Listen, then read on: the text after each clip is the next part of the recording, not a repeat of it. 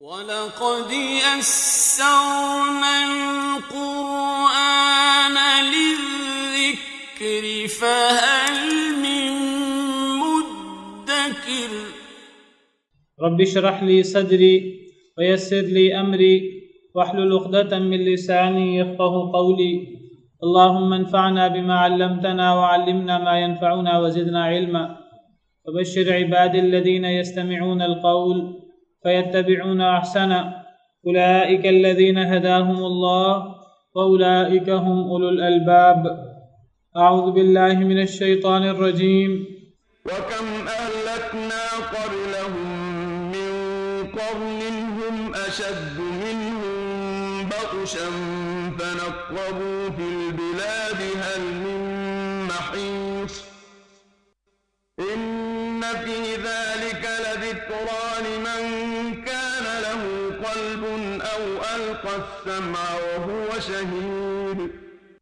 ولقد خلقنا السماوات والأرض وما بينهما في 6 أيام وما مسنا من لغوب فاصبر على ما يقولون وسبح بحمد ربك قبل طلوع الشمس وقبل الغروب ومن الليل فسبحه وأدبار السجود.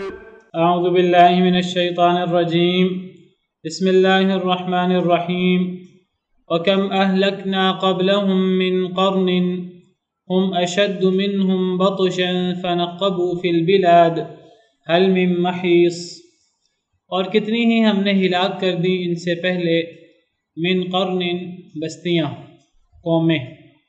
اللہ تعالیٰ نے پیچھے کافروں کے عقائد کا ذکر کیا اس صورت کے شروع میں. اللہ نے ان کا رد کیا. پھر اللہ تعالیٰ نے ان عقائد کے رد کے دلائل پیش کیے. بعث بعد الموت کے دلائل کیا ہیں، عقلی نقلی. پھر اللہ تعالیٰ نے ذکر کیا ان لوگوں کا جو لوگ ایمان نہیں لاتے. اللہ نے فرمایا کہ جو ایمان نہیں لاتا تو اس کی مثال پرانی قوموں کی مثال ہے. وہ ایمان نہیں لائے تھے، اللہ نے انہیں تباہ و برباد کر دیا تھا. پھر اللہ نے قیامت کا ذکر فرمایا ہے کہ قیامت کے دن ایسے لوگوں کی کیا کیفیت ہوگی. پھر اللہ تعالیٰ نے اہل جنت کا ذکر کیا ہے، جہنمیوں کا ذکر کیا ہے. اب اللہ تعالیٰ فرما رہے ہیں کہ اگر جنت جہنم کی آیات پڑھنے کے بعد بھی، اگر اتنے دلائل سننے کے بعد بھی اگر یہ لوگ ایمان نہیں لاتے تو وَكَمْ أَهْلَكْنَا قَبْلَهُمْ مِنْ قَرْنٍ کتنی ہی ہم نے ہلاک کر دی ان سے پہلے بستیاں. ہم اشد منہم بطشا وہ زیادہ سخت تھے ان سے پکڑ کے اعتبار سے، قوت کے اعتبار سے. ہم نے ان سے پہلے جو بستیاں تباہ و برباد کی وہ دوسروں پر پکڑ کرنے کے اعتبار سے بہت سخت تھیں. وہ جب دوسروں پر حملے کرتے تھے، جب دوسروں کی پکڑ کرتے تھے تو وہ بڑی سختی کے ساتھ، بڑی شدت کے ساتھ دوسروں پر حملہ کرتے تھے اور ان کے علاقوں کو نیست و نابود کر دیتے تھے، دوسروں پر غالب آ جاتے تھے. اللہ فرماتے ہیں وہ دنیا میں لوگوں پر جس طرح بھی غالب آتے ہوں، اللہ کے سامنے تو ان کی کوئی حیثیت نہیں تھی.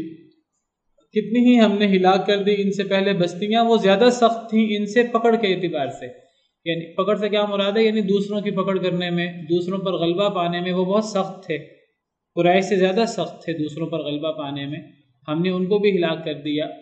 فنقبوا فی البلاد پس وہ دوڑتے پھرے شہروں میں. جب اللہ کا عذاب آیا تو اب وہ اس عذاب سے بچنے کے لیے کبھی ادھر کبھی ادھر وہ شہروں میں دوڑتے رہے، تلاش کرتے رہے بچنے کی جگہ. حل من محیص کیا کوئی بھاگنے کی جگہ ہے؟ وہ یہ بھاگنے کی جگہ تلاش کرتے رہے، انہیں کوئی بھاگنے کی جگہ نہیں ملی. جب اللہ کا حکم آتا ہے، جب اللہ کی پکڑ آتی ہے، اللہ کی طرف سے ڈھیل ملتی ہے، انسان اس ڈھیل سے دھوکے میں آ جاتا ہے کہ میرا مال مجھے بچا رہا ہے، میرے ساتھی مجھے بچا رہے ہیں، میرا اقتدار مجھے بچا رہا ہے. اگر مجھ پر اب تک عذاب نہیں آیا، اب تک پکڑ نہیں آئی تو پکڑ نہیں آئے گی. لیکن جب پکڑ آتی ہے پھر انسان نکل نہیں سکتا اس پکڑ سے، کیونکہ اللہ کی پکڑ بڑی سخت ہے، بڑی دردناک ہے. کوئی اللہ کی پکڑ سے نکل نہیں سکتا. ان اللہ لا یملی للظالم، حدیث میں آتا ہے اللہ ظالم کو ڈھیل دیتے رہتے ہیں رسی دراز کرتے رہتے ہیں، حتی اذا اخذہ لم یفلتہ، پھر جب اللہ اچانک اس کی پکڑ کرتے ہیں پھر اسے چھوڑتے نہیں ہیں، پھر وہ بچ نہیں سکتا اللہ کی پکڑ سے۔ جب اللہ کی پکڑ آ جاتی ہے پھر انسان بچ نہیں سکتا۔ قرآن کریم میں اللہ فرماتے ہیں وَكَذَلِكَ أَخْذُ رَبِّكَ إِذَا أَخَذَ الْقُرَى وَهِيَ ظَالِمَةٌ، اسی طرح اللہ کی پکڑ ہوتی ہے۔ اللہ تعالیٰ پرانی قوموں کا تذکرہ کرتے ہوئے فرماتے ہیں کہ پرانی قوموں کو اللہ نے بڑی ڈھیل دی تھی، اے قریش تمہیں بھی اللہ نے ڈھیل دی ہوئی ہے، لیکن آخر کار پرانی قوموں کی ڈھیل کا وقت ختم ہو گیا تھا، پھر ان پر اللہ کے عذاب آئے تھے۔ اللہ نے سورہ ہود میں بڑے سخت عذابوں کا ذکر فرمایا ہے، اور سورہ ہود کے آخر میں پھر اللہ تعالیٰ تبصرہ کرتے ہوئے فرماتے ہیں وَكَذَلِكَ أَخْذُ رَبِّكَ إِذَا أَخَذَ الْقُرَى، اسی طرح اللہ کی پکڑ ہوتی ہے جب اللہ بستیوں کی پکڑ کرتے ہیں، وَهِيَ ظَالِمَةٌ، جب وہ بستیاں ظالم ہوتی ہیں، إِنَّ أَخْذَهُ أَلِيمٌ شَدِيدٌ، پھر اللہ کی پکڑ بڑی دردناک اور بڑی سخت ہوتی ہے۔ إِنَّ فِي ذَلِكَ لَآيَةً لِمَنْ خَافَ عَذَابَ الْآخِرَةِ، کہ پرانی قوموں کے جو حالات ہیں، جو ان کی اللہ نے پکڑ کی، ان پر جو اللہ نے عذاب کا کوڑا برسایا، اس میں بہت زبردست نشانی ہے اس شخص کے لیے جو آخرت کے عذاب سے ڈرتا ہے۔ تو اس آیت کریمہ میں اسی اللہ کی سنت کی طرف اشارہ ہے کہ اللہ نے پرانی کسی بستی کو، کسی قوم کو نہیں چھوڑا، اللہ نے آخر کار پکڑ کی ہے۔ کتنی ہی ہم نے ہلاک کر دی ان سے پہلے بستیاں جو زیادہ سخت تھیں ان سے پکڑ کے اعتبار سے، قوت کے اعتبار سے۔ فنقبوا فی البلاد، وہ شہروں میں چھپتے پھرے، بھاگنے کی جگہ تلاش کرتے پھرے، حل من محیص، کیا کوئی بھاگنے کی جگہ ہے؟ جواب ہے کوئی نہیں۔ ان فی ذلک لذکرا، بے شک اس میں البتہ نصیحت ہے۔ یہ جو پرانے قوموں کے اللہ واقعات بیان کرتے ہیں ان میں بہت زبردست قسم کی نصیحت ہے۔ اگر کسی کے دل میں تھوڑا سا بھی ایمان کہہ لیں آپ یا عقل مندی کہہ لیں، جو مطلب تھوڑا سا بھی غور کرنے کی سکت رکھتا ہے، غور کرنے کی صلاحیت رکھتا ہے، یہ بہت زبردست دلیل ہے پرانی قوموں کے حالات۔ آج سے آپ 100 سال پہلے دیکھ لیں، 200 سال پہلے دیکھ لیں، جہاں ہم آج رہتے ہیں یہاں اور قومیں آباد تھیں اور اپنی طرف سے بڑی طاقتور تھیں۔ وہ نہیں سمجھتی تھیں کہ ہم کبھی بھی ہلاک ہوں گے، ہم کبھی ختم ہوں گے اور ہمارا نام بھی نہیں ہوگا۔ اور آج سے 100 سال بعد آپ تصور کر لیجئے، 200 سال کے بعد آج ہم لوگ جو اللہ کے ساتھ مقابلہ کر رہے ہیں اور اللہ معاف کرے اللہ کے ساتھ جنگ کر رہے ہیں اللہ کے نافرمانی کر کے، اور تو 100 سال کے بعد 200 سال کے بعد کوئی ہمارا نام ہوگا، کوئی ہمیں یاد کرنے والا ہوگا؟ کوئی یاد کرنے والا نہیں ہوگا۔ صرف اسی کا نام ہوگا جس نے دنیا کے اندر کوئی اچھا کام کیا ہوگا، جس نے دنیا کے اندر لوگوں کو فائدہ دیا ہوگا، اس کا نام باقی رہے گا۔ باقی بڑے بڑے مالدار، بڑے بڑے اقتدار والے، کسی کا کوئی نام نہیں ہے، کوئی جانتا ہی نہیں ہے کہ کون سا راجہ کہاں کا راجہ تھا، کتنا بڑا راجہ تھا اور کتنا بڑا وہ حکمران تھا، کوئی اس کا نام بھی نہیں جانتا، کوئی اس کا ذکر بھی نہیں کرتا کبھی۔ وَأَمَّا مَا يَنْفَعُ النَّاسَ فَيَمْكُثُ فِي الْأَرْضِ، جو لوگوں کو نفع دیتا ہے اس کو زمین میں بقا ہوتی ہے، اس کا ذکر خیر باقی رہ جاتا ہے، باقی تو سب کا ذکر بھی ختم ہو جاتا ہے۔ تو یہ جو اللہ تعالیٰ پرانی قوموں کے حالات بیان کرتے ہیں یہ بہت زبردست نصیحت ہے۔ اللہ فرماتے ہیں ان فی ذلک لذکرا، بے شک اس میں البتہ نصیحت ہے، لیکن کس کے لیے؟ لمن کان لہ قلب، اس کے لیے جس کا دل ہو۔ اب جس کے اندر دل ہی نہیں ہے تو وہ نصیحت کہاں سے پکڑے؟ وہ گوشت کا لوتھڑا تو ہے، ایک بوٹی تو ہے، لیکن وہ دل اور عقل کا کام نہیں کرتی، تو اس کو تو کوئی فائدہ حاصل نہیں ہوگا۔ جس کے اندر دل ہے، سوچنے سمجھنے کی صلاحیت ہے، اس کو لازماً نصیحت ملے گی۔ او القى السمع، یا جو شخص کان ڈالے، یا جو ڈالے کان ڈالے کا کیا مطلب ہے؟ جو کان لگا کر سنے، اور کان لگا کر ایسا سنے اللہ کی بات کو کہ وہ بات دل میں اتر جائے۔ وہو شہید، اور وہ گواہ بھی ہو، وہ حاضر ہو، وہ اپنے حواس کو حاضر کر کے اگر کان لگائے گا اور دل سے کام لے گا تو نصیحت تو ملے گی، مل کر رہے گی۔ اگر ایک بندہ اپنے اعضاء سے کام نہیں لے گا، اگر دل سے کام نہیں لے گا، کان نہیں لگائے گا، اگر وہ حاضر دماغی کے ساتھ اور دل جمی کے ساتھ غور نہیں کرے گا، غائب دماغ ہوگا تو کیا سمجھ آئے گی؟ کان نہیں لگائے گا تو کیا سمجھ آئے گی؟ عقل کا استعمال نہیں کرے گا تو کہاں سے نصیحت حاصل ہوگی؟ ایسے لوگ بھی ہیں کہنے کو ان کی آنکھیں ہیں دل ہے، کان ہیں آنکھیں ہیں دل ہے، لیکن آنکھیں ہیں اس کے باوجود وہ اندھے ہیں، کان ہیں اس کے باوجود وہ بہرے ہیں، دل ہیں اس کے باوجود ان سے بڑا بے وقوف کوئی نہیں ہے۔ لہم قلوب لا یفقہون بہا، ان کے دل ہیں لیکن وہ اس سے غور و فکر نہیں کرتے۔ وَلَهُمْ أَعْيُنٌ لَا يُبْصِرُونَ بِهَا، آنکھیں ہیں ان سے دیکھتے ہی نہیں۔ وَلَهُمْ آذَانٌ لَا يَسْمَعُونَ بِهَا، ان کے کان ہیں وہ سنتے ہی نہیں۔ أُولَئِكَ كَالْأَنْعَامِ بَلْ هُمْ أَضَلُّ، پھر یہ انسان کس کام کے، کس نام کے انسان ہیں، یہ تو پھر جانوروں کی طرح ہے، جانوروں سے بھی بدتر ہے۔ أُولَئِكَ هُمُ الْغَافِلُونَ، یہ تو غافل ہیں، نہ ذہن لگاتے ہیں، نہ کان لگاتے ہیں، نہ کوئی غور کرتے ہیں، نہ کوئی دل ہے ان کا، کوئی عقل ہے جس سے یہ کام لیں۔ بے شک اس میں نصیحت ہے اس شخص کے لیے جس کا دل ہو، یا جو کان لگائے اور وہ گواہ بھی ہو، یعنی متوجہ ہو مراد ہے، کان بھی لگائے اور متوجہ بھی ہو، تو اس کا مطلب ہے کہ جو شخص قرآن پڑھتا ہے، قرآن سنتا ہے، قرآن میں غور کرتا ہے، یہ شخص کہہ سکتا ہے کہ اللہ نے مجھے دل دیا ہے، اور یہ شخص گویا کہ اپنے آنکھوں سے اور اپنے کانوں سے فائدہ اٹھا رہا ہے، جو بندہ ان چیزوں پہ غور کرتا ہے۔ اور جو بندہ ان چیزوں سے غور ہی نہیں کرتا تو وہ پھر اللہ معاف کرے جانوروں سے بدتر ہے۔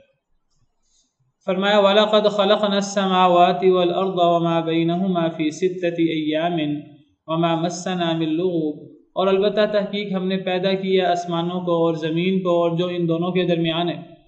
آسمانوں کے خالق بھی ہم ہیں، زمین کے خالق بھی ہم ہیں، اور آسمان و زمین کے درمیان جتنی چیزیں ہیں، ایک محاورہ ہے اس میں ہر چیز آ جاتی ہے۔ آسمان و زمین خود بھی اللہ کی مخلوق ہیں اور ان کے درمیان ہر چیز اللہ کی مخلوق ہے۔ اور البتہ تحقیق ہم نے پیدا فرمایا آسمانوں کو اور زمین کو اور جو ان دونوں کے درمیان ہے فی ستۃ ایام، 6 دنوں میں۔ اس کی تفصیل ہم پڑھ چکے ہیں۔ 6 دنوں میں کیسے اللہ نے پیدا فرمایا؟ 2 دنوں میں اللہ نے زمین بنائی، پھر 2 دنوں میں اللہ تعالیٰ نے آسمان بنائے، اور پھر 2 دنوں میں زمین کی چیزیں بچھائیں۔ اس سے پتہ لگا کہ کائنات کی تخلیق کی ابتدا زمین کی پیدائش سے ہوئی ہے، اور انتہا بھی زمین پر ہی ہوئی ہے۔ وعلیکم السلام۔ اگر ہم یہ نہیں سمجھیں گے تو پھر ہمیں آیات کا معنی سمجھ میں نہیں آئے گا، کیونکہ بعض آیات سے پتہ لگتا ہے کہ اللہ نے زمین کو پہلے بنایا، اور بعض آیات سے پتہ لگتا ہے کہ اللہ نے آسمان کو پہلے بنایا، زمین کو آخر میں بنایا۔ مثلا قرآن کریم میں ہے ایک جگہ پر اللہ فرماتے ہیں هُوَ الَّذِي خَلَقَ لَكُم مَّا فِي الْأَرْضِ جَمِيعًا ثُمَّ اسْتَوَىٰ إِلَى السَّمَاءِ، اللہ وہ ذات ہے جنہوں نے زمین میں جو کچھ ہے تمہارے لیے پیدا فرمایا، پھر اللہ تعالیٰ آسمان کی طرف متوجہ ہو گئے۔ اب گویا کہ اس آیت کریمہ سے پتہ لگتا ہے پہلے زمین بنی، پھر اللہ تعالیٰ آسمان کی طرف متوجہ ہوئے، پھر اللہ نے آسمان کو بنایا۔ یہاں سے محسوس ہوتا پہلے زمین بنی پھر آسمان بنا۔ لیکن اگر ایک اور آیت میں ہم غور کریں سورہ نازعات میں اللہ فرماتے ہیں اَأَنتُمْ أَشَدُّ خَلْقًا أَمِ السَّمَاءُ بَنَاهَا، کیا تم زیادہ سخت ہو تخلیق کے اعتبار سے یا آسمان اللہ نے بنایا اس کو؟ رَفَعَ سَمْكَهَا فَسَوَّاهَا، اس کی چھت کو اللہ نے بلند فرمایا، اللہ نے اسے ٹھیک ٹھاک کیا۔ وَأَغْطَشَ لَيْلَهَا وَأَخْرَجَ ضُحَاهَا، اللہ نے اس کی رات کو ڈھانپ دیا اور اس کی روشنی کو اللہ تعالیٰ نے نکال دیا۔ وَالْأَرْضَ بَعْدَ ذَلِكَ دَحَاهَا، اور اللہ نے اس کے بعد زمین کو بچھایا۔ اب ان آیات سے پتہ لگتا ہے پہلے آسمان بنا ہے اور پھر زمین بنی ہے۔ جو میں نے ابھی پہلے آیت پڑھی تھی اس سے پتہ لگا پہلے زمین بنی ہے پھر آسمان بنا۔ ان آیات سے پتہ لگتا ہے پہلے آسمان بنا پھر زمین بنا۔ اور پھر سورہ فصلت کی، سورہ حامیم سجدہ کی آیات ہم نے تفصیل سے پڑھی تھی، جن میں باقاعدہ تفصیل ہے 2 دنوں میں زمین، 2 دنوں میں آسمان اور 2 دنوں میں زمین بچھائی گئی۔ وہ یہ کہ اب کیا تفصیل ہے کہ پہلے 2 دنوں میں زمین بنی، زمین کی تخلیق ہوئی، صرف زمین کی تخلیق، پھر اگلے 2 دنوں میں آسمان کی تخلیق ہوئی۔ فَقَضَاهُنَّ 7 سَمَاوَاتٍ فِي يَوْمَيْنِ، اللہ نے آسمانوں کو 2 دنوں میں بنایا، اور پھر 2 دنوں میں اللہ نے زمین کے اندر جو پہاڑ اور نہریں اور یہ درخت اور شجر حجر وغیرہ یہ چیزیں پھر بنائیں۔ تو یہ 6 دنوں میں اللہ نے زمین و آسمان کو بنایا۔ ان 6 دنوں سے مراد یہ 6 دن ہمارے دنیا کے 6 دن ہیں کہ یہ اللہ کے کوئی 6 دن ہیں، اللہ کے دنوں کا ہمارے دنوں کا فرق ہے۔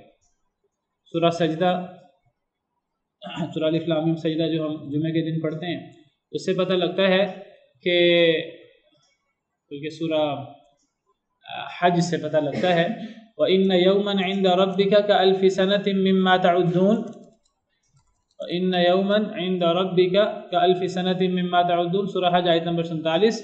اللہ فرماتے ہیں اللہ کا ایک دن تمہارے 1000 سال کے برابر ہے جو تم شمار کرتے ہو۔ اگر اللہ کا دن شمار کریں تو اللہ کا ایک دن ہمارے 1000 سال کے برابر۔ اب یہ جو اللہ تعالیٰ فرماتے ہیں کہ ہم نے زمین و آسمان کو 6 دنوں میں بنایا، جس کی میں نے تفصیل آپ کے سامنے ذکر کی، میں نے جو تفصیل ذکر کی ہے وہ سیدنا ابن عباس رضی اللہ عنہ نے بیان فرمائی ہے۔ پہلے 2 دنوں میں زمین بنی، پھر 2 دنوں میں آسمان، اور پھر اگلے 2 دنوں میں زمین کو بچھایا گیا۔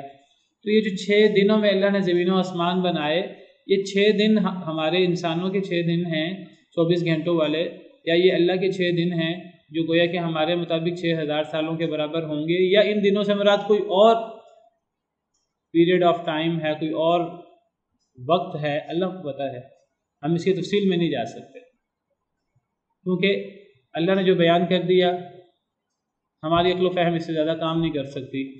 یہ غیبی چیزیں ہیں، جو اللہ نے فرما دیا ہمیں اس پہ ایمان ہے۔ اللہ نے نہیں بیان کیا کہ ان دنوں سے مراد کون سے دن ہیں، تو ہمارے پاس کوئی اور ذریعہ نہیں ہے کہ ہم ان چیزوں کو پہچان سکیں، تو ہم کہتے ہیں کہ جو اللہ نے بیان کر دیا ہمارا اتنا ہی ایمان ہے، اس سے زیادہ تفصیل کا ہمیں نہیں پتہ، اللہ کو پتہ ہے۔ اللہ نے 6 دنوں میں بنایا، ہمارے 6 دن ہیں، اللہ کو پتہ ہے، اللہ کے 6 دن ہیں، اللہ کو پتہ ہے، یا کوئی اور ایک دن سے مراد کوئی اور محدود وقت ہے، اللہ کو پتہ ہے۔ سوال پیدا ہوتا ہے اللہ نے 6 دنوں میں زمین و آسمان کو کیوں بنایا؟ کیا اللہ تعالیٰ اس سے پہلے نہیں بنا سکتے تھے؟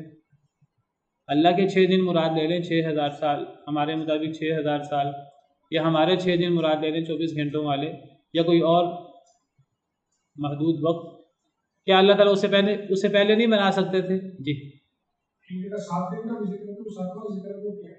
7 دن کا ذکر تو نہیں ہے، 7 دن 6 دنوں کا ذکر ہے، ہر جگہ 6 دنوں کا ذکر ہے۔ تو اللہ نے 6 دنوں میں کیوں بنائے؟ کیا اگر یہ 6 دن ہم دنیا کے 6 دن بھی لے لیں تو کیا اللہ اس سے پہلے نہیں بنا سکتے تھے؟ اللہ اس سے پہلے بھی بنا سکتے تھے۔ اگر ہم یہ کہ نہیں یہ اتنا بڑا سلسلہ ہے، اتنا بڑا سلسلہ ہے کہ یہ 6 دنوں سے پہلے نہیں بن سکتا تھا، نہیں، اللہ کے لیے کوئی مشکل نہیں ہے، چاہے کتنا ہی بڑا سلسلہ کیوں نہ ہو، چاہے اس کائنات سے 10,000 10 لاکھ 10 کروڑ گنا بڑا سلسلہ ہی کیوں نہ ہو، اللہ کے لیے اس کو ایک لمحے میں بنانا کوئی مسئلہ نہیں ہے، کیونکہ اللہ تعالیٰ کا کام تو یہ ہے انما امرہ اذا اراد شیئا ان یقول له کن فیکون۔ اللہ کا کام تو یہ ہے کہ جب اللہ کسی شے کا ارادہ کریں تو اللہ کن کہے تو وہ چیز ہو جاتی ہے۔ پھر اللہ نے اس زمین و آسمان کو 6 دن میں کیوں بنایا؟ وہ ہمارے 6 دن ہوں، اللہ کے 6 دن ہوں، جو بھی ٹائم ہو اللہ کو پتہ ہے، اس بات کا بھی اللہ کو پتہ ہے۔ ہم یہ نہیں کہتے کہ اللہ اس سے پہلے بنا نہیں سکتے تھے، اللہ اس سے پہلے بھی بنا سکتے تھے۔ اب اللہ نے 6 دنوں میں کیوں بنایا؟ 2 دنوں میں کیوں نہیں بنایا؟ 1 گھنٹے میں کیوں نہیں بنایا؟ اللہ نے 50,000 دنوں میں کیوں نہیں بنایا؟ یہ اصل میں ہمارے پاس سوال کرنے کی جو ہے نہ تو صلاحیت ہے اور نہ ہمیں اس کی جسارت ہمارے ذہنوں کے اندر ہونی چاہیے، کیونکہ سوال وہ کرتا ہے جو بڑا ہو، جو سوال کرے۔ تو ایسی بات ہے کہ ہم کمرہ امتحان میں ہوں، ہم اگزام دے رہے ہوں اور ہم جو ہے وہ استاد سے سوال کرنے لگیں۔ استاد سے سوال نہیں ہوتا، استاد سوال کرتا ہے، بڑا چھوٹے سے سوال کرتا ہے، پیدا کرنے والا خالق مخلوق سے سوال کرتا ہے، مخلوق خالق سے کوئی بات پوچھ سکتی ہے اگر اللہ اجازت دیں، ورنہ اعتراض نہیں کر سکتی۔ اللہ تعالیٰ نے 6 دنوں میں بنایا، ان 6 دنوں میں بنانے میں اللہ کی کوئی حکمتیں ہیں۔ یہودی بدبخت کہتے ہیں وما مسنا من لغوب، اللہ فرماتے ہیں نہیں ہمیں چھوا کسی قسم کی تھکاوٹ نے، ہم نے 6 دنوں میں آسمان و زمین کو بنایا، بہت لمبا چوڑا سلسلہ ہے، ہم تصور نہیں کر سکتے کتنا لمبا چوڑا سلسلہ ہے۔ اللہ فرماتے ہیں اتنا بڑا سلسلہ بنانے کے باوجود بھی ہمیں کوئی تھکاوٹ محسوس نہیں ہوئی۔ یہودی بدبخت، اللہ کی ان پر لعنتیں ہوں کروڑوں، وہ ہر بات ان کی ایسی ہوتی ہے کہ وہ گویا کہ اللہ کا مقابلہ کرنے کی کوشش کرتے ہیں اور ایسی باتیں کرتے ہیں اللہ کے بارے میں جسے اللہ کا نقص ہوتا ہے، اللہ معاف کرے، اللہ معاف کرے۔ بدبختوں کا اگر کوئی اختلاف ہے تو وہ مسلمانوں سے ہے یا عیسائیوں سے ہے، اس اختلاف کا مطلب یہ تو نہیں کہ اللہ پر حملے کرنا شروع کر دیے جائیں، اور اللہ کا نقص بیان کرنا شروع کر دیا جائے۔ یہ تو ایسی بات ہے کہ دو لوگوں کا آپس میں کسی مسئلے میں اختلاف ہو جائے، وہ آپس میں اختلاف کرتے کرتے وہ میرا کسی انسان سے اختلاف ہو، میں اس انسان سے اختلاف کرتے کرتے اس کو رب کو گالی دینا شروع کر دوں۔ یہودی بدبخت جو ہیں، اللہ کی ان پر لعنت ہو۔ اللہ نے قرآن میں لعنت کی، لعن الذین کفروا من بنی اسرائیل علی لسان داؤد و عیسی ابن مریم، بنی اسرائیل کے ان لوگوں پر لعنت کی گئی، علی لسان داؤد، داؤد علیہ السلام کی زبان پر، و عیسی ابن مریم، اور حضرت عیسیٰ کی زبان پر، ان بدبختوں پر لعنت کی گئی۔ بدبخت کہتے ہیں کہ اللہ نے 6 دنوں میں زمین و آسمان بنائے اور اللہ تھک گئے، پھر 7ویں دن اللہ نے آرام فرمایا۔ والعیاذ باللہ، کوئی ایک انسان کی بات ہو رہی ہے، کسی ناقص چیز کی بات ہو رہی ہے کہ جو تھک جائے، اور اللہ نے میں جیسے ذکر کیا کہ 6 دنوں میں بنانے کی وجہ یہ نہیں کہ اللہ تعالیٰ کم دنوں میں بنا نہیں سکتے تھے، اللہ تو کن کہہ کر بنا سکتے تھے، اللہ کے لیے کوئی مشکل نہیں۔ اللہ نے 6 دنوں میں کیوں بنایا؟ اللہ کی اپنی حکمتیں ہیں، اللہ کو پتہ ہے اللہ نے 6 دنوں میں بنایا کیوں بنایا، اور 6 دنوں سے مراد کیا ہے وہ بھی اللہ کو پتہ ہے۔ تو یہ کہنا یہ کتنا بڑا اللہ پر الزام ہے اور اللہ کا کتنا بڑا نقص ہے، یہ کہنا کہ پھر اللہ تھک گئے۔ وہ کہتے ہیں اللہ نے 7ویں دن آرام فرمایا، تو اسی لیے 7ویں دن کو السبت کہتے ہیں۔ سبت کا مطلب چھٹی کا دن، آرام کا دن۔ سبت کا مطلب کاٹنا، کٹ جانا کام سے۔ اچھا تو یہودی کہتے ہیں، وہ کہتے ہیں اللہ نے 7ویں دن آرام فرمایا، اللہ تھک گئے، والعیاذ باللہ۔ اللہ فرماتے ہیں مجھے کوئی تھکاوٹ نہیں ہوئی۔ اللہ تعالیٰ قرآن کریم میں جگہ جگہ فرماتے ہیں کہ اللہ کو کسی کام کرنے سے، کوئی کتنا بڑا کام ہی کیوں نہ ہو، اللہ کو کوئی تھکاوٹ نہیں ہوتی۔ سورہ احقاف آیت نمبر 33 اللہ فرماتے ہیں اولم یروا ان اللہ الذی خلق السماوات والارض، کیا اور نہیں وہ دیکھتے کہ اللہ نے پیدا کیا آسمانوں اور زمین کو، ولم یعی بخلقہن، اور اللہ ان کو پیدا کر کے بالکل بھی نہیں تھکے۔ جس اللہ نے زمین و آسمان کو پیدا کیا اور جو زمین و آسمان کو پیدا کر کے بالکل بھی نہیں تھکا، کیا وہ اس پر قادر نہیں کہ وہ مردوں کو زندہ کرے؟ بالکل قادر ہے۔ تو زمین و آسمان کو پیدا کر سکتا ہے اور زمین و آسمان کو پیدا کر کے اس تھکاوٹ اس کے قریب بھی نہیں پھٹکتی، تو وہ مردوں کو پیدا کرنے پر کس طرح وہ قادر نہیں ہے؟ وہ تو ہر شے پر قادر ہے۔ یہاں فرمایا وما مسنا من لغوب، ہمیں کوئی تھکاوٹ محسوس نہیں ہوئی۔ آیت الکرسی میں اللہ تعالیٰ فرماتے ہیں کہ ولا یؤودہ حفظہما وہو العلی العظیم، زمین و آسمان کی تخلیق کرنا نہ یہ اللہ کو تھکاتا ہے، نہ زمین و آسمان کی حفاظت۔ اللہ ہر لمحہ ہر آن زمین و آسمان کی حفاظت کر رہے ہیں۔ کس طرح حفاظت کر رہے ہیں کہ اللہ نے تھاما ہوا ہے زمین و آسمان کو، اور اللہ کو یہ چیز کوئی مشکل محسوس نہیں ہوتی۔ ان اللہ یمسک السماوات والارض ان تزولا، اللہ نے آسمان و زمین کو تھاما ہوا ہے کہیں وہ گر نہ جائیں۔ وَلَئِن زَالَتَا، اور اگر وہ گر جائیں، ان امسکہما من احد من بعد، نہیں انہیں کوئی تھام سکتا کوئی ایک اللہ کے بعد۔ انہ کان حلیما غفورا، وہ کتنا تحمل والا ہے، کتنا مغفرت والا ہے۔ اچانک اللہ کی عظمت بیان کرتے کرتے تحمل اور مغفرت کہاں سے آ گئی؟ اللہ فرماتے ہیں زمین و آسمان کو اللہ نے تھاما ہوا ہے، اور اگر اللہ نہ تھامے، اللہ چھوڑ دیں، تو اللہ کے بعد کوئی تھام بھی نہیں سکتا۔ اللہ فرماتے ہیں تمہارے جرم اتنے زیادہ ہے کہ تمہارے اوپر اللہ آسمان گرا دے پھر بھی تمہارے جرم کم نہیں ہوں گے۔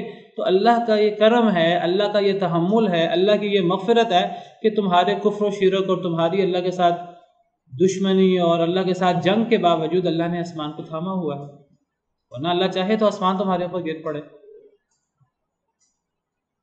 والعیاذ باللہ۔ تو بدبخت کہتے ہیں کہ اللہ تھک گئے، بدبخت کہتے ہیں اللہ فقیر ہے، ہم غنی ہیں، اللہ ہم سے مانگتا ہے۔ لقد سمع اللہ قول الذین قالوا ان اللہ فقیر ونحن اغنیاء، اللہ نے ان لوگوں کی بات سن لی، ان لعنتی لوگوں کی جنہوں نے بکواس کی کہ اللہ فقیر ہے ہم غنی ہیں۔ اللہ فرماتے ہیں سنکتب ما قالوا، جو وہ کہتے ہیں ہم نے اس کو لکھ لیا ہے۔ وقتلہم الانبیاء بغیر حق، اور وہ جو انہوں نے نبیوں کو ناحق قتل کیا وہ بھی ہم نے لکھ لیا ہے۔ یعنی ان کا اللہ کے بارے میں یہ بکواس کرنا کہ اللہ فقیر ہے ہم غنی ہیں، اللہ فرماتے ہیں ہم نے یہ بات بھی لکھ دی اور نبیوں کا قتل کرنا بھی لکھ دیا۔ نبیوں کا قتل کا ذکر اللہ نے اچانک کیوں کر دیا؟ اس کا تو موضوع، اس کا تو کوئی تذکرہ ہی نہیں ہو رہا تھا۔ یعنی نبیوں کا قتل سب سے بڑا جرم ہوتا ہے، تو اللہ کے بارے میں اس قسم کی بکواس کرنا یہ اتنا ہی بڑا جرم ہے، اس سے بھی بڑا جرم ہے۔ اللہ فرماتے ہیں ہم نے ان کی یہ بکواس بھی لکھ لی اور جو انہوں نے نبیوں کو قتل کیا ہم نے وہ بھی لکھ لیا، ہم ان کو اکٹھے ہی اس کی سزا دیں گے۔ بدبخت کہتے ہیں کہ اللہ کے ہاتھ بند ہیں، ہمارے ہاتھ کھلے ہوئے ہیں. علیہ باللہ. وقالت الیہود ید اللہ مغلولہ. بدبخت کہتے ہیں کہ اللہ کے ہاتھ بند ہیں. اللہ فرماتے ہیں بل یداہ مبسوطتان. وقالت الیہود ید اللہ مغلولہ. اللہ فرماتے ہیں غلت ایدیہم ولعنوا بما قالوا. ان کے ہاتھ بند ہوں، یہ لعنت کر دیے گئے اس کہنے کے سبب جو انہوں نے بکواس کی، اس بنا پر ان پر لعنت کر دی گئی ہے. بل یداہ مبسوطتان. اللہ کے ہاتھ تو پھیلے ہوئے ہیں.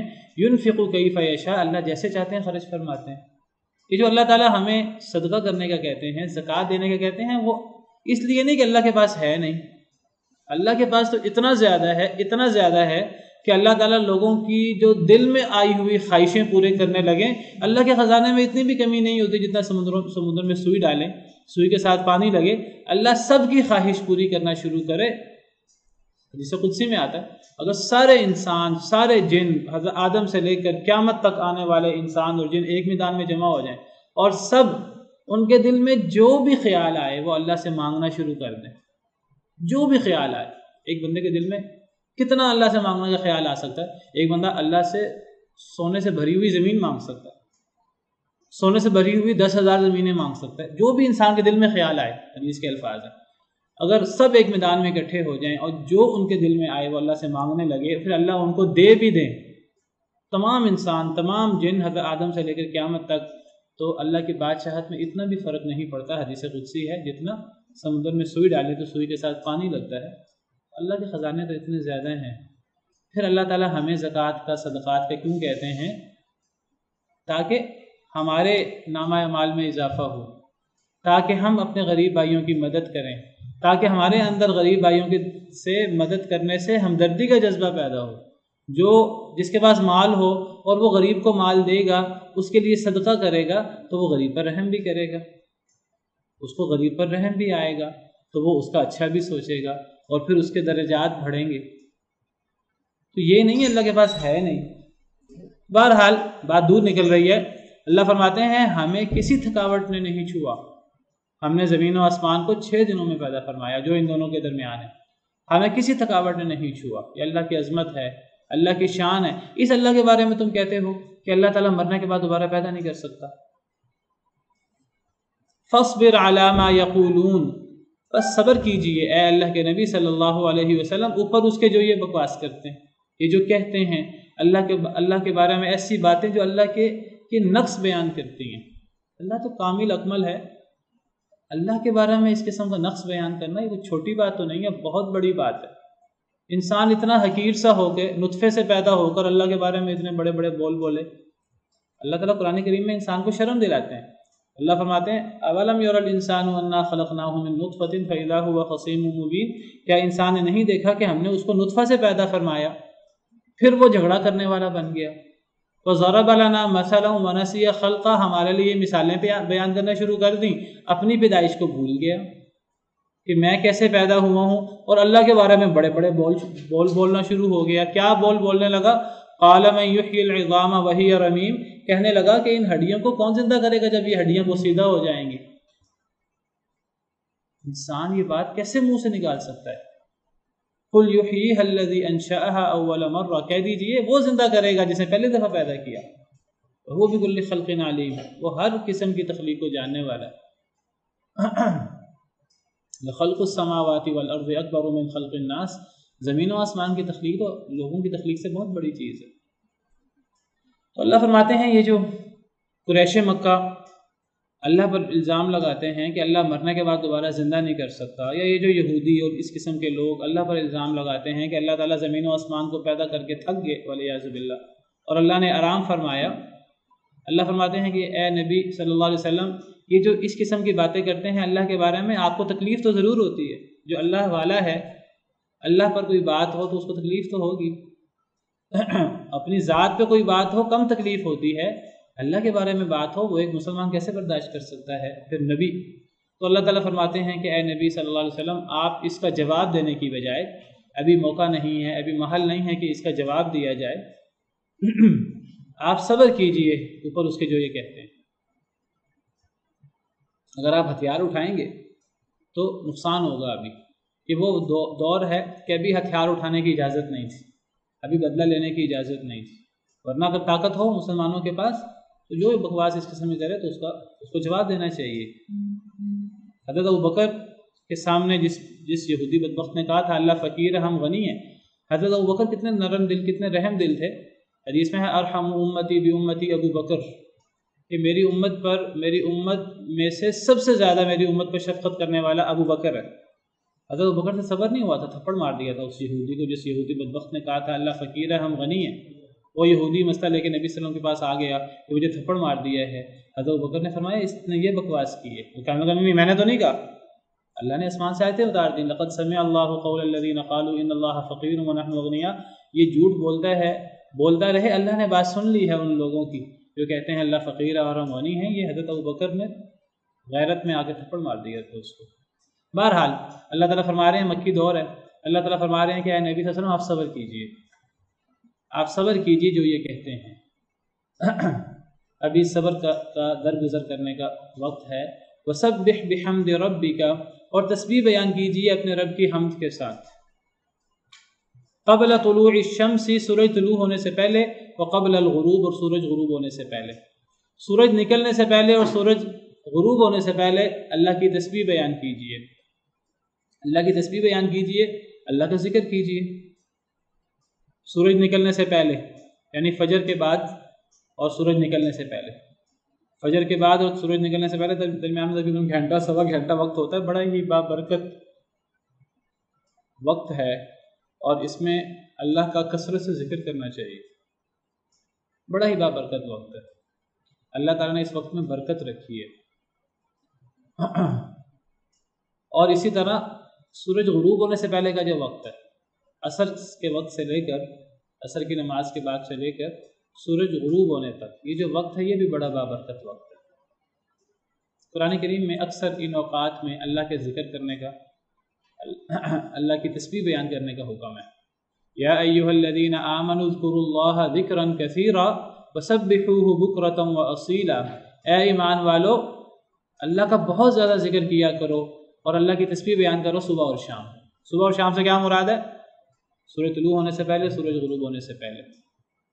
ایک اور آیت کریمہ میں فرمایا وسبح بحمد ربک بالعشی والابکار، کہ اپنے رب کا ذکر کریں صبح اور شام، بالعشی والابکار، اس سے مراد بھی یہی ہے۔ ایک اور آیت کریمہ میں فرمایا فسبحان اللہ حین تمسون وحین تصبحون، سورہ روم کی آیت ہے، اللہ کی تسبیح ہے جس وقت تم شام کرو جس وقت تم صبح کرو، اس سے مراد بھی یہی وقت ہے۔ تو یہ وہ وقت ہیں کہ جس وقت اللہ کا کثرت سے ذکر کرنا چاہیے۔ اس کے لیے صبح اور شام کے اذکار رکھے گئے ہیں۔ صبح اور شام کے اذکار کی بڑی فضیلت ہے، صبح اور شام کے اذکار کی بڑی فضیلت ہے۔ آپ کو پتہ ہے ذکر، اللہ کا ذکر، اس کی بڑی شان ہے۔ حدیث مبارکہ میں آتا ہے، جی صحیح حدیث ہے، نبی صلی اللہ علیہ وسلم کا ارشاد ہے کہ کیا میں تمہیں ایسے عمل کی خبر نہ دوں کہ جو تمہارے اعمال میں سے سب سے بہتر عمل ہے؟ الا انبئکم بخیر اعمالکم، کیا میں تمہیں ایسے عمل کی خبر نہ دوں جو سب سے بہتر عمل ہے؟ وازکاها عند ملیککم، تمہارے رب کے نزدیک سب سے پاکیزہ عمل ہے۔ وارفعیها فی درجاتکم، تمہارے درجات میں سب سے بلند ہونے والا عمل ہے۔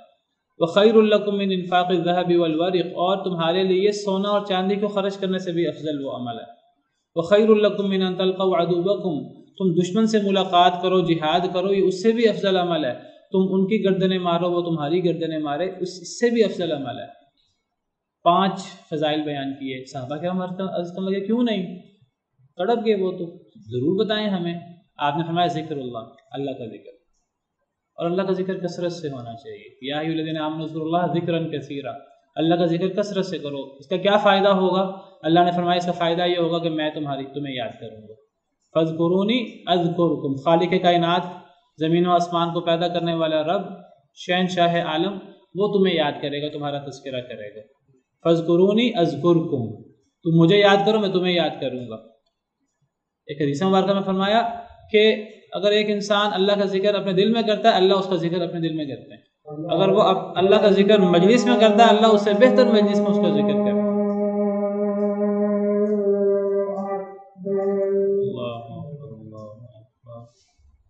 میں آپ کو ذکر کے بارے میں بتا رہا تھا کہ اللہ کا ذکر کرنا یہ بہت بڑا عمل ہے، جہاد سے بھی افضل، صدقہ سونا اور چاندی کو خرچ کرنے سے بھی افضل، اللہ کے نزدیک سب سے پاکیزہ عمل، سب سے بہترین عمل، درجات میں سب سے بلند ہونے والا۔ حضرت معاذ بن جبل فرمایا کرتے تھے، معاذ بن جبل بہت بڑے صحابی ہیں، بڑے افضل صحابی ہیں، فرماتے تھے ما شیء انجا من عذاب اللہ من ذکر اللہ، کوئی چیز اللہ کے عذاب سے جو بچانے والی ہو، اللہ کے ذکر سے بڑھ کر کوئی چیز اللہ کے عذاب سے نہیں بچا سکتی۔ اللہ کے ذکر انسان کو سب سے زیادہ اللہ کے عذاب سے بچاتا ہے۔ جب انسان اللہ کا ذکر کرتا ہے تو پھر جب انسان اللہ کو یاد رکھتا ہے، پھر اللہ انسان کو مشکل میں یاد رکھتا ہے۔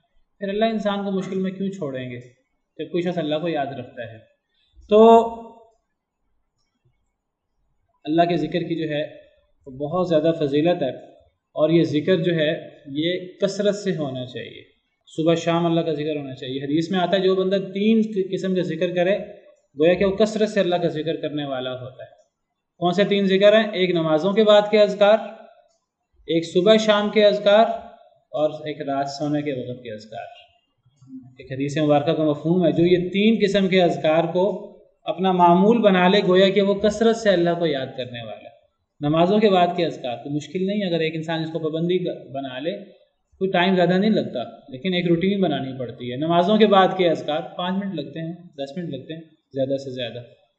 انسان نمازوں کے بعد کے اذکار کرے، آیت الکرسی پڑھے، اللہم انت السلام منک السلام ربی اعنی علی ذکرک و شکرک، اللہم لا مانع لما اعطیت ولا معطی لما منعت، سبحان اللہ، الحمدللہ، اللہ اکبر 33 مرتبہ انسان پڑھے، تینوں فل پڑھے۔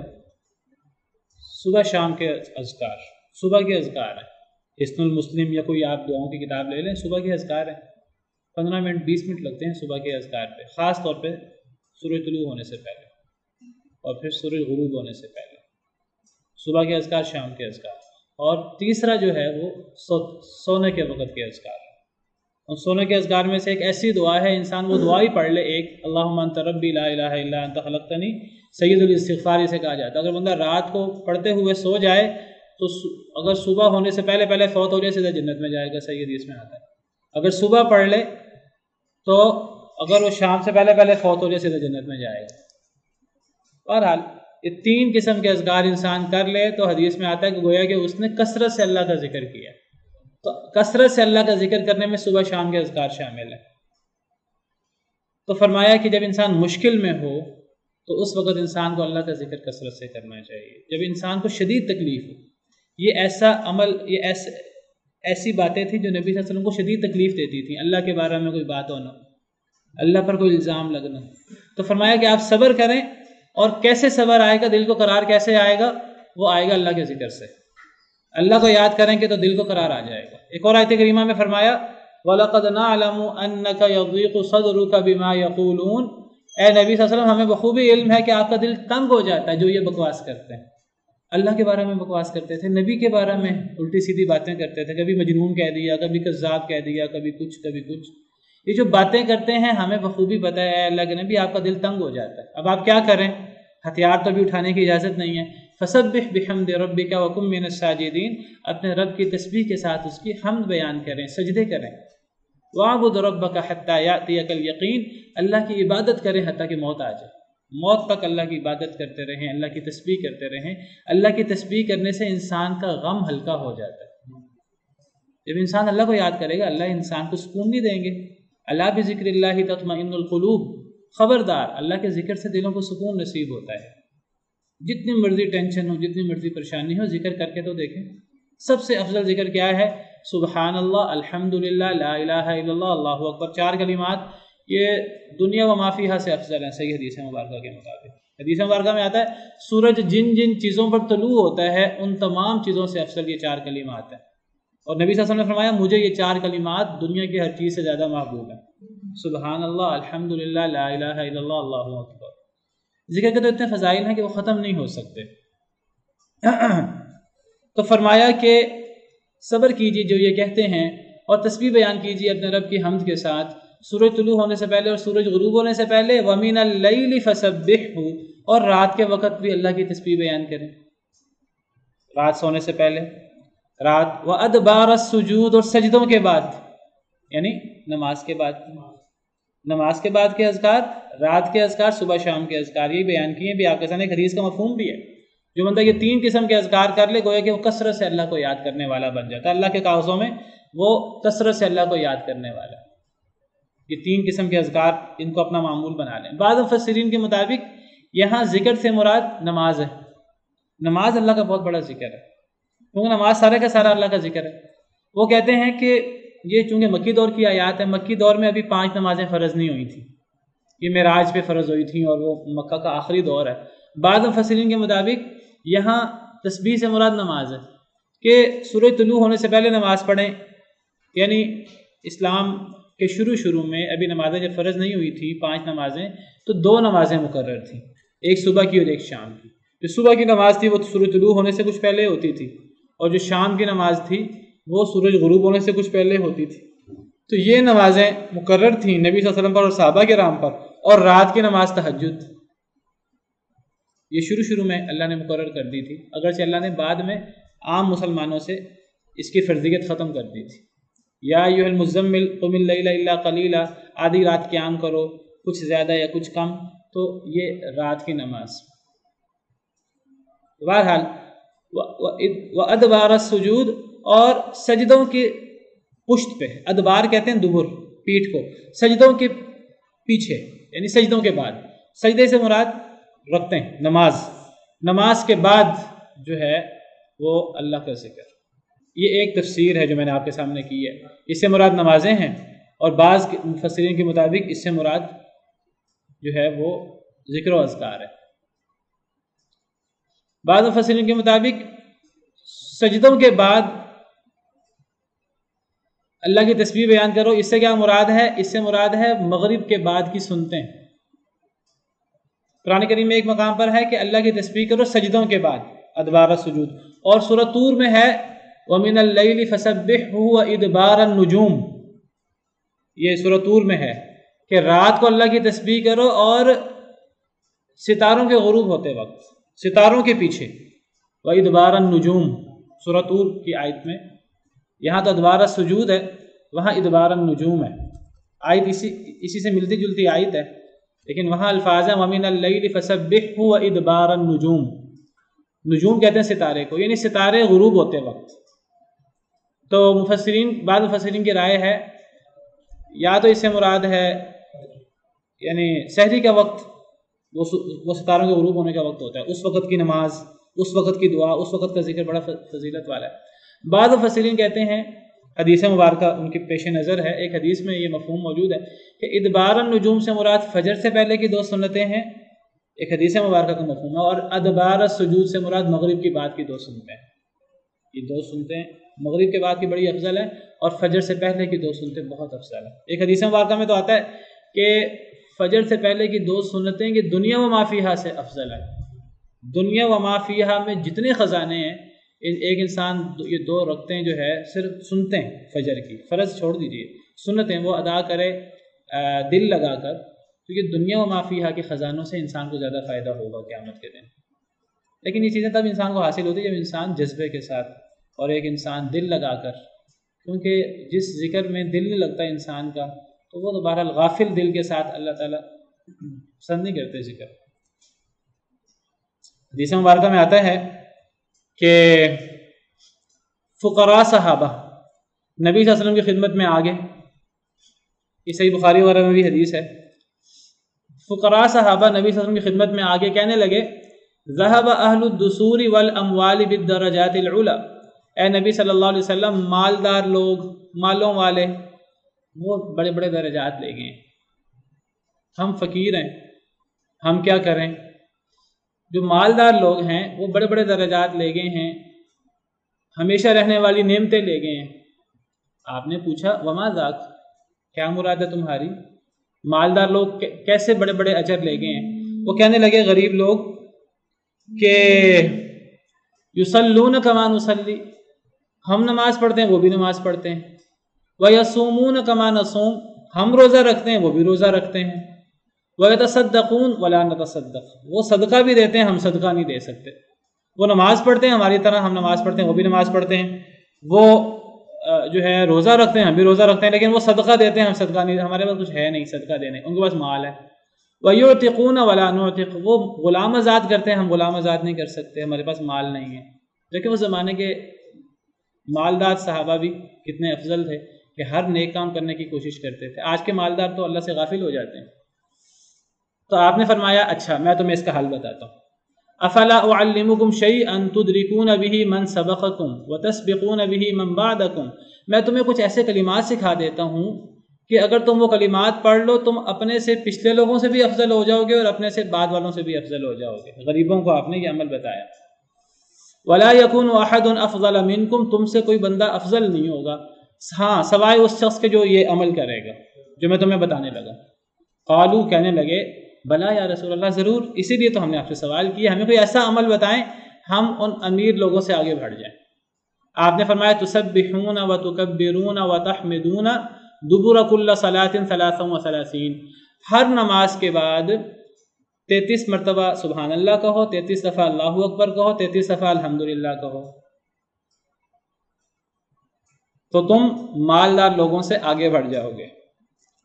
اچھا کچھ دیر ایسے ہی ہوا، فرجع فقراء المہاجرین، فقیر مہاجرین واپس لوٹ کے خوش ہو گئے، ٹھیک ہے جی اب ہم آگے بڑھ جائیں گے، لیکن پھر دوبارہ آگے، دوبارہ شکوہ لے کے آگے، یا رسول اللہ سمع اخواننا اہل الاموال بما فعلنا ففعلوا مثلہ، مالدار لوگوں نے بھی یہ عمل سن لیا ہے، اب وہ یہ عمل وہ بھی کرتے ہیں، اب پھر وہ ہمارے برابر ہو گئے ہیں، ہم سے آگے بڑھ گئے ہیں، وہ صدقہ بھی دیتے ہیں ہم صدقہ نہیں دیتے، وہ سارے کام یہ بھی کرنے لگے۔ تو پھر آپ نے فرمایا ذالک فضل اللہ یؤتیہ من یشاء، یہ اللہ کا فضل ہے، پھر اللہ کی یہ فضل جس کو دے۔ ایک بندہ مالدار ہونے کے باوجود نیک کام کرنے کی کوشش کرتا ہے، اللہ اس کو تم سے پیچھے کر دے، اللہ کیوں تم سے پیچھے کرے اس کو؟ وہ جب مالدار ہونے کے باوجود سارے کام تمہارے والے کرتا ہے اور ساتھ صدقہ بھی کرتا ہے، غلام آزاد بھی کرتا ہے، تم سے افضل کیوں نہ ہو؟ بہرحال اس سے پتہ لگتا ہے کہ یہ اللہ کے ذکر کی کتنی فضیلت ہے۔ اور آخری حدیث بیان کر کے بات اپنی ختم کرتا ہوں۔ آپ کو پتہ سب سے بڑی نعمت، جنت سے بھی بڑی نعمت اللہ کی رضامندی اور پھر اللہ کا دیدار۔ اور اللہ کا دیدار کیسے نصیب ہوگا؟ اس کا ایک آسان نسخہ، اللہ رب العالمین کا دیدار جو قیامت کے دن صرف جنت میں ہو سکتا، دنیا میں نہیں ہو سکتا۔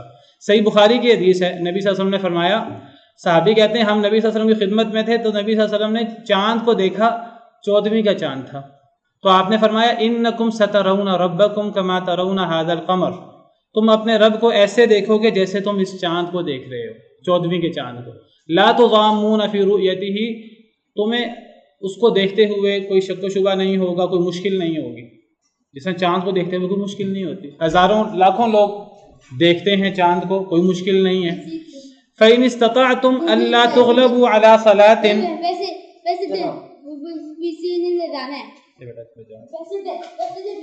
اچھا بیٹا جا، اگر تم طاقت رکھو کہ تم غالب نہ آ سکو نماز پر سورج طلوع ہونے سے پہلے اور سورج غروب ہونے سے پہلے تو کر لو۔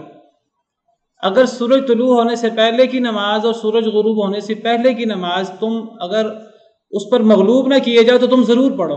کیا مطلب؟ مطلب یہ ہے کہ تم نے سورج طلوع ہونے سے پہلے کی نماز نہیں چھوڑنی اور سورج غروب ہونے سے پہلے کی نماز نہیں چھوڑنی۔ اگر تم سورج طلوع ہونے سے پہلے کی نماز پڑھو گے فجر اور سورج غروب ہونے سے پہلے کی نماز پڑھو گے عصر، تو گویا کہ تم اپنے رب کو دیکھو گے۔ یہ اللہ کو دیکھنے کا ایک آسان نسخہ ہے۔ اور پھر نبی صلی اللہ علیہ وسلم نے قرآن کی یہ آیت تلاوت کی جو ہم پڑھ رہے ہیں، وَسَبِّحْ بِحَمْدِ رَبِّكَ قَبْلَ طُلُوعِ الشَّمْسِ وَقَبْلَ الْغُرُوبِ، کہ اپنے رب کی تسبیح بیان کرو سورج طلوع ہونے سے پہلے اور سورج غروب ہونے سے پہلے۔ اللہ سے دعا ہے کہ اللہ تعالی ہمیں اپنا دیدار کروا دے اور اللہ تعالی ہمیں اپنی جنتوں کا وارث بنا دے۔